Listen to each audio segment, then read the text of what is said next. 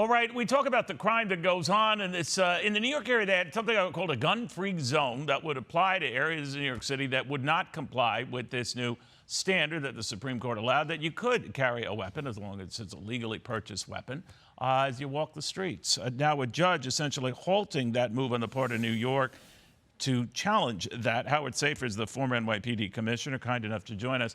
I always felt that that ruling, Commissioner, was an engraved invitation to criminals to say, everyone there doesn't have a gun, have at it. But what did you make of this judge? Well, I think he's strictly interpreting the Supreme Court's decision. And I think what New York City did was create an area that was much too wide relative to what the law is. You know, it's okay to say you can't carry a gun in a hospital, in an airport, in a library, but to take a whole geographical area like Times Square and say that licensed handgun owners cannot carry a gun there, I think is going beyond what the Supreme Court intended, and I think that's why the judge ruled. And essentially a lot of this crime was happening in Times Square. Not all of these incidents you're seeing now. Some are uptown, downtown. They're all over the place. And by the way, all over the country, Commissioner. And that's the part that I think people can't appreciate here. These double-digit statistic rises and all types of crimes, they're not fake. This video is not a unique video. I mean, we show what we can. We have a lot more that we can. But it is what it is. So when I hear people say, well, it's actually no big deal and the numbers are not alarming and this is a Fox News fixation, if only. It is not a Fox News fixation. It is a public fixation. Crime is probably right with the economy when it comes to what people are concerned about. The no bail laws, the liberal DAs, and the vilification and defunding of police is what's causing this incredible increase in crime. And that needs to change. What we're seeing now is this federal judge is probably thinking in his own mind, why should only criminals have guns? They're not going to pay attention to the law anyhow. And we're looking to take licensed, responsible people who have gone through the process of getting gun permits away from being able to protect themselves. I happen to agree with the judge.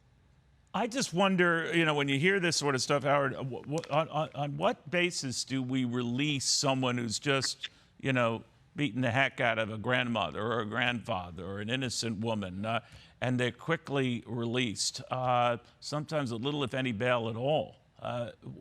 Why? How? Well, because you have district attorneys who are really far leftist, who are not charging what they should be charging. They're undercharging. They're complying with the no bail law, and that's the way they're charging. And the result is what's happened recently. Somebody who was released for mugging somebody on the subway then went out and murdered somebody. So, you know, it's upside down, Neil. And what we have to do is we have to gain control of our society, and we do that through assertive policing, elected officials who believe in taking care of the public, not taking care of the criminal.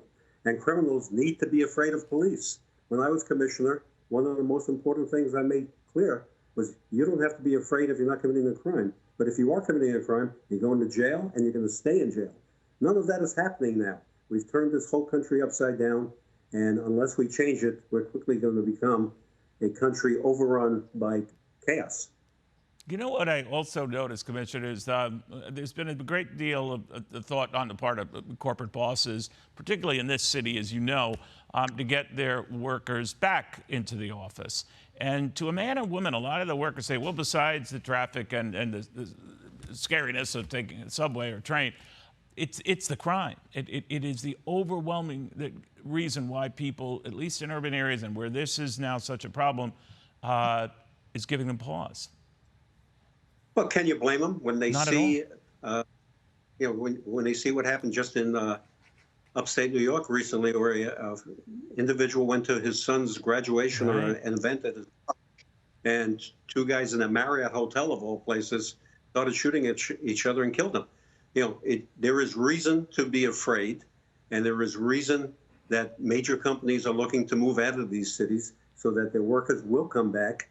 And again, you know, it's out of control, Neil, and it breaks my heart because we, when I say we, myself and the 40,000 members of the NYPD, made this the safe largest city in America. And now we can't say that anymore. It's now a city out of control. It's also a city that its mayor is now saying has other burdens. Mayor Eric Adams has been saying that it's a state of emergency in the Big Apple right now.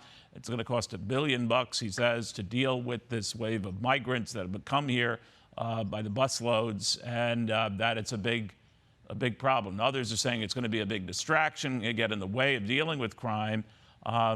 Your thoughts? Mayor Adams was a police officer for many years. He knows what needs to be done. Unfortunately, he's not doing it. He's not supporting the police. They just reduced their budget, and he's not putting the political will of the mayor's office behind reducing crime. He talks a good game, but I'm looking at double-digit increases in crime, and the mayor and the police commissioner need to deal with that. Cops will deal with it, but unfortunately what's happening is they're retiring and they're quitting because they're not getting the kind of support that they need. I know it's a separate issue, but I did notice when he claimed this is an emergency, and this is overwhelming. And I'm thinking to myself, man, in Texas and Arizona, that it's been commonplace. And this concern for a crisis that you outline now seems a little, detached from what Texans have been dealing with forever now, Arizonans as well. So I guess welcome to the reality of this. But is he behind the 8 ball here? Now, all of a sudden, he has to acknowledge what these states have been going through for some time. But does he now get into a role where he can get some change going here?